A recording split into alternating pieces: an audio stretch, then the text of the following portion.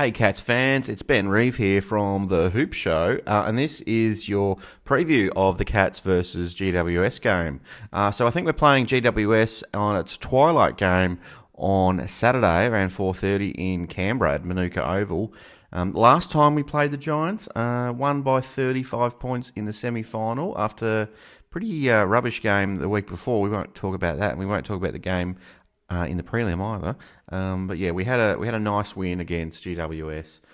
It was good to get a win over them. It was Selwood's, I can't remember exactly what, I think it was 333 or 334th game in the hoops, and he overtook Corey Enright as the most capped Geelong player. So that was pretty special. We're playing GWS again this weekend, and we have lost to them 3 out of 4 of our last games. So I'm going into this a little bit nervous, a bit concerned about how we're going to go this time around. Even though we did our last meeting, then we did have a win. The 3 before that we lost, unfortunately. So that's not great. Probably the only thing that's filling me with a little bit of confidence is the Giants are only 2-5 on the season so far, and they did have a win this weekend against Adelaide by around 10 goals or so.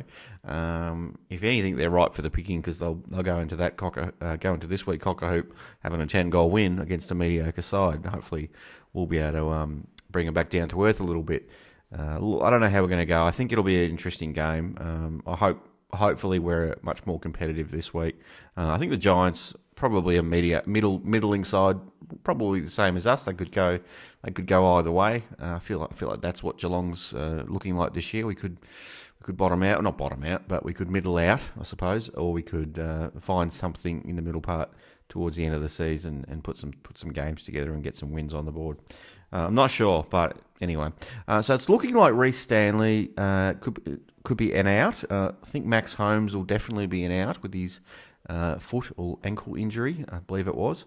And I'm suspecting that Ollie Dempsey, his 2 games in the hoops, might come to an end this week. They might send him back to the VFL a little bit. I think he only had about 3 touches against Freo. So, look, they might give him another go. I would like to see Cooper Stevens get a run, though. He did play reasonably well in the twos on Sunday afternoon today, so hopefully he'll get an opportunity if they decide to rest Dempsey or Holmes. Looks like he's not playing as well, so wouldn't want to just bring in a bunch of old guys. I'd rather just replace the youth with youth if we could. I don't know if that's not a scientific approach necessarily, but that's just how I feel about it. So hopefully that's what happens. I hope Radaglia might be ready to come back. I think he was named at one point a few weeks ago, so maybe his ankle's worse than first thought, but hopefully he'll be ready to go. He didn't play VFL this week, so a bit nervous about that. Dalhouse has been the sub for the last couple of weeks, and yeah, there's probably a lot of people that never want to see Dalhouse in the team again, but look, I think honestly he's probably going to get picked this week for a full game. I think he'll be back in. And as I said, I think Cooper Stevens will get a game this week. I think it's probably time, round 7, round 8, whatever we're up to. I think it's time for a bit of an injection of the Coop. Let's get him in there. I think in terms of what I want to keep us doing moving forward, or at least against the Giants, is I want to keep feeding Tom Stewart, or keep their game plan revolving around him. He was just amazing against Freo. He probably won't back it up with another 40-point game. I don't think he'll do that in the rest of his career. But that's working. Whatever Tommy's doing, whatever he's drinking, whatever he's eating, hopefully he's not smoking it. But whatever he's doing is working wonderfully. So whatever you're doing, Tom, keep it up. And hopefully the club gets around him and builds their structures around Tom. Let's also keep giving Sam de Koning not only games, but lots of responsibility as well. Let's just fast track his growth, even if it means he's going to lose a lot of one-on-ones and because he hasn't got the strength there just yet, and he's going to make some mistakes in terms of decision-making or poor positioning and things like that. But I just want to see him have that responsibility. That doesn't mean I want to see Tom Stewart start on a wing, but I'd like to keep giving that responsibility to Sam de Koning, please, if we can. I'd like to start seeing a little bit more risk-taking from the Cats, what we showed early part of the year. And we've gone away from that just a little bit. Let's bring it back, and maybe hopefully we're not losing faith in the new system. But let's start that risk taking, a bit of dare again. That'd be nice. And I want to see the Cats go nuts on tackles this week. I really want to see them. I want to see that they've been hurt by losing to Freo at home when they really rated themselves as a good chance to win that game. So I'd love to see them come out and just flex and just go bang, bang, bang and just hurt some bodies. I'd love to see that against the Giants on the weekend. What I'd like us to stop doing, and again, it just crept in a little bit, but I'd love us to stop doing that chip sideways stuff again, possessing the ball for 90 seconds or more, and then eventually turning it over.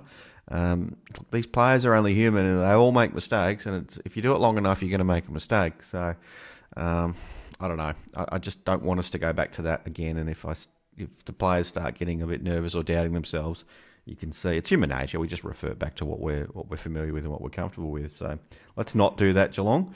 And please, can we stop picking Shaun Higgins? I'm sure he's a great guy and all, but I'd love to give some opportunities to some other guys, and I just don't really see what value we get from Higgins. If there is some value from Shaun Higgins that other people see, let me know in the comments. But I just don't see it.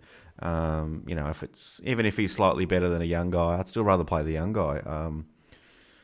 Maybe we're going to reach that point in a couple of weeks' time, if depend on how these next few weeks go with wins and losses. So, but I would like to manage Shaun Higgins one more time, if that's or for the rest of the year, if that's okay.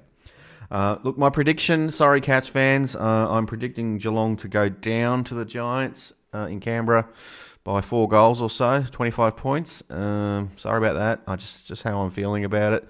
Maybe I'll change my tune later in the week, but at this stage, I think I'm penciling in GWS for the win. So sorry about that. And look, that's been my match preview for the week. Check out.